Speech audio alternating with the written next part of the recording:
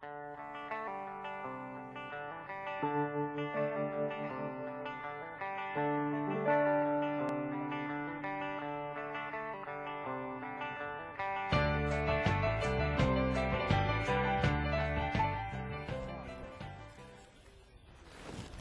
you go, buddy. Took me a while to get the hang of it, but I feel pretty good about it now. Excellent. Some nice roe shad there. Pretty hickory shad. We're up on the Neuse River today. I'm fishing with Captain Gary Dubiel. We've been fishing for a while. He's been patient with me, trying to take this boy out of salt water and bring him up here on this freshwater river and teach me how to hickory shad fish. Having a blast. This is a beautiful place. We've got a great show for you today. You are absolutely going to love it. Up on the Neuse River, off the cypress trees, fishing for hickory shad with Captain Gary Dubiel. Now, Gary, being I am a beginner at this shad fishing, what retrieval technique do you recommend as far as speed and as far as action? You don't have to put a whole lot of action in on these baits. That spoon you see has a lot of wobble to it, and that'll be the big attractant. And a lot of times just a straight, steady retrieve will work well. Speed can kind of vary from day to day, and a good way to sort of start out is do a little variation in your retrieves and kind of see how things go. Again, these fish aren't eaten. They're just sort of striking out on a reaction basis. So some days they're a little sparkier than others, and some days they like it a little faster, some days they like it a little slower. So play around with it.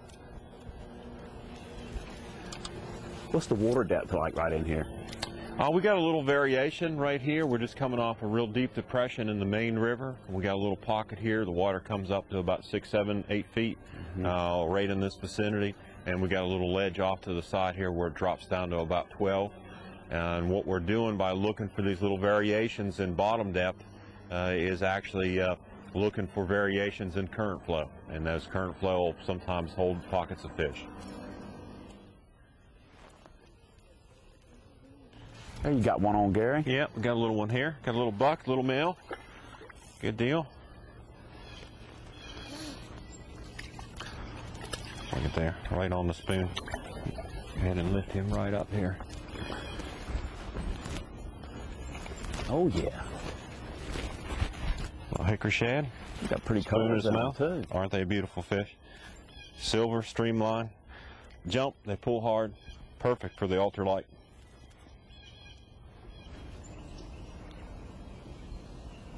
They're fish that spend the majority of their life in salt water, and they have to reproduce in fresh water, so they will come back up these the rivers, the coastal rivers, to get a good current flow in fresh water and spawn.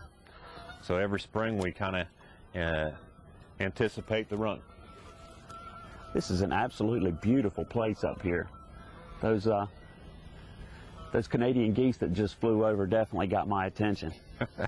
Yeah, we got some wood ducks flying around here. I can hear them, and they come through the trees. And it is an awful pretty place. Lots of cypress trees, and even, you know, the real nice advantage to coming up and doing this. You got a lot of fish, Brian, but you also, you know, if it's a blustery day down at the coast this time of the year, late February, early March, you get a lot of wind. You can get back up here on a breezy day and have a lot of fun catching these fish. Gary, show us a little bit about how we're rigging up these shad rigs today, and exactly what type of rigs we're using and why they work so well. Gotcha. Well, we got the old Neuse tandem here, where we got a shad dart and a spoon. Gives you a couple advantages out here. Of course, you got two little bit different lures, little bit different attractant to the shad. Spoon gives a lot of flash in the water, a little extra motion, and a lot of times that works.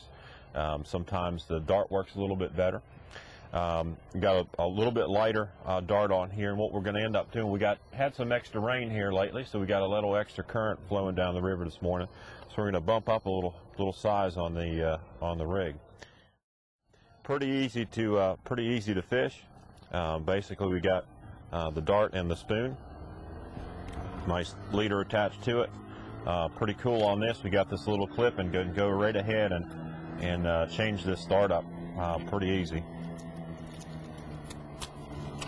Now, Gary, these are extremely lightweight lures, even Right. even you know, tied up in a tandem pattern like that. What size line are we going to be using today?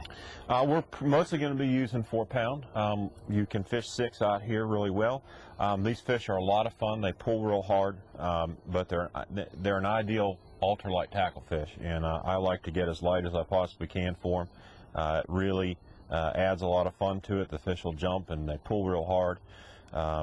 They're not huge fish, but you know, we stand a chance of getting a 3 or 4 pound fish, maybe a little bit better if we can find a nice size American this morning. But you know, we're fishing light stuff, and we're going light to have a lot of fun. Now, Gary, we were talking a little bit about the you know, the amount of debris in the water, and the fact that the water seems thick to me. Is this normal for the Neuse River? It's not. We had a real good rain just several days ago, and it's just working its way down from Raleigh, and what we got here is we got some flooded timber. Water here is, you know, this was pretty much dry land about a week or so ago. With that, all that extra rain, we've had the water kind of sweep across that from the main river channel, and it's pushed some extra debris in the water today and added a little bit of color. And you know, we got some bright baits on here this morning, kind of counteract that little extra tinge in the water. Now, current-wise, is this a normal amount of current? Yeah, we can. Your current really can vary here, Brian. You know, it kind of depends. You know, on where you're at here. The main river channel can really move real hard after you got this extra water in, and you're getting these little fingers off the main river, and it gives you an opportunity to get in a little bit slower current, and the fish have a tendency to hold in there a little bit better. When the water's a little lower. Gary, I just had my first hit and I missed him. Oh, that's all right. We got a bite. Felt good.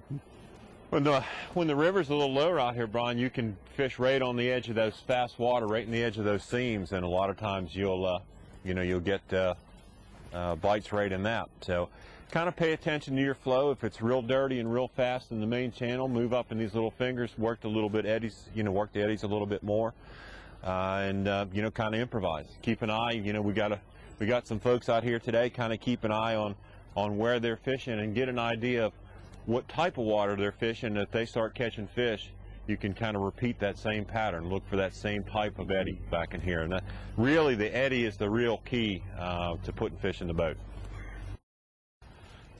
And you can see that on this ultralight, this is a real good time.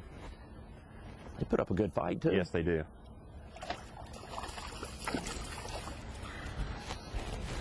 Come on down here and get this guy in the boat.